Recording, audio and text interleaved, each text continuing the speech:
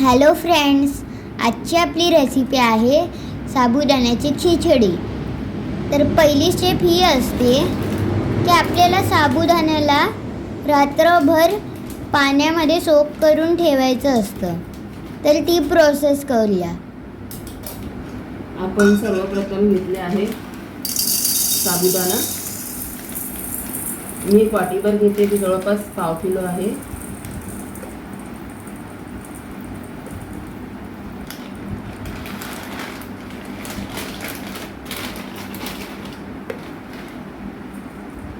वाटी भरून मी घेतलेले आहे।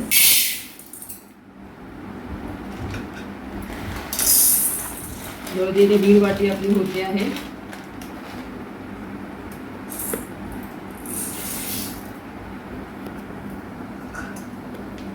साबुदाणा चिकट होऊ नये म्हणून सर्वप्रथम आपण साबुदाण्याला स्वच्छ पाण्याने किमान 4 वेळा तरी धुवून घ्यायचे।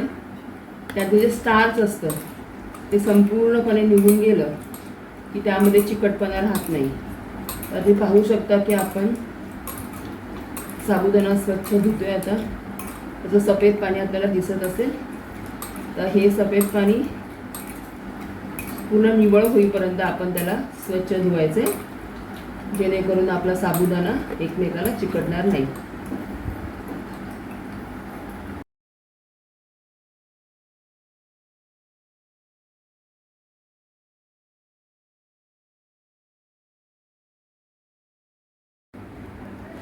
साबुदाणा आपण 5 वेळा स्वच्छ पाण्यात धुवून घेतलेला आहे। तुम्ही पाहू शकता पूर्ण मोकळा करून घेतलाय। आता ह्याच्यामध्ये आपण साबुदाणा बुडेल इतपतच पाणी घालायचं, जास्त पाणी घालायचं नाहीये, नाहीतर खिचडीचा गिचका होऊ शकतो। तर आपण फक्त थोडंसं साबुदाण्याच्या वरती पाणी येईल इतकंच पाणी घालून ते भिजत ठेवायचे। साबुदाणा भिजत घालण्यासाठी मी जरा मोठं भांडं मुद्दामच वापरलंय, जेणेकरून ते फुलले तर त्यांना व्यवस्थित फुलायला वाव मिळेल।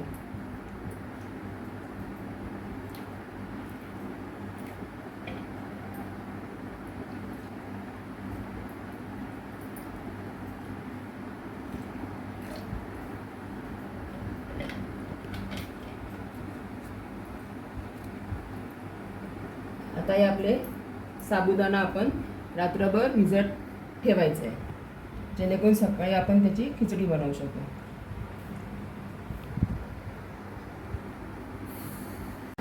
तुम्ही पाहू शकता आपले शेंगदाणे खरपूस भाजत असताना शेंगदाण्यांचा रंग बदलतो आहे। त्यातली जशी जशी आर्द्रता कमी होणार तसा शेंगदाण्यांचा रंग बदलणार आहे। शेंगदाणे भाजताना खमंग वास सुटतो त्याचा। शेंगदाण्यात पूर्ण आर्द्रता निघून गेल्यानंतर, ओलावा निघून गेल्यानंतर आपण शेंगदाण्यांना मिक्सरमध्ये वाटून घेऊन बारीक करून त्याची पूड करून घ्यायची आहे। आपले शेंगदाणे आता खमंग भाजून आपण त्यांची सालं काढून घेतलेली आहेत। यामध्ये आपण शेंगदाणे भाजताना एक ट्रिक करायची आहे।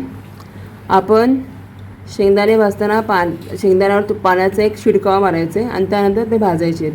असं केल्याने शेंगदाण्याची सालं पटपट निघतात आणि आपल्याला लवकरात लवकर शेंगदाणे भाजून होतात आपले। तुम्ही पाहू शकता आपला साबुदाणा अगदी छान फुललेला आहे, छान भिजलेला आहे। आता आपण खिचडी करण्यासाठी घेऊया। आपण आता खिचडीच्या फोडणीसाठी घेतलेला आहे 1 चमचा 1 टीस्पून जिरं, थोडी कोथिंबीर, कढीपत्ता, मिरची, 3 मिरच्या घेतल्या आहेत आणि थोडंसं आलं चवीपुरतं थोडंसं आणि थोडंसं मीठ घ्यायचं आहे। आता फोडणीची तयारी करूया। घेतलेलं आहे आता आपण फोडणीसाठी टोप घेतलेला आहे।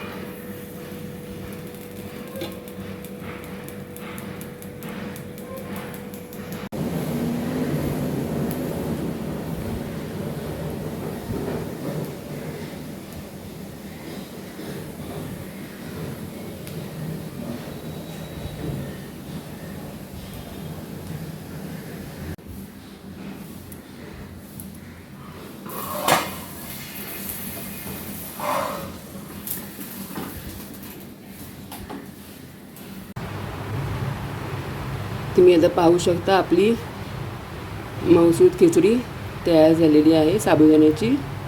आता आपण त्याचा आस्वाद घेऊया. आपण अशी आपली गरमागरम साबुदाण्याची खिचडी दह्यासोबत किंवा लिंबू पिळून देखील खाऊ शकतो. अतिशय टेस्टी लागते. तर आपल्याला साबुदाण्याची खिचडी आवडली असेल तर आमच्या चॅनलला सबस्क्राईब करा, लाईक करा आणि जास्तीत जास्त शेअर करा. आणि बेल आयकॉनवरती आपण बटन क्लिक करायचं आहे. थँक्यू.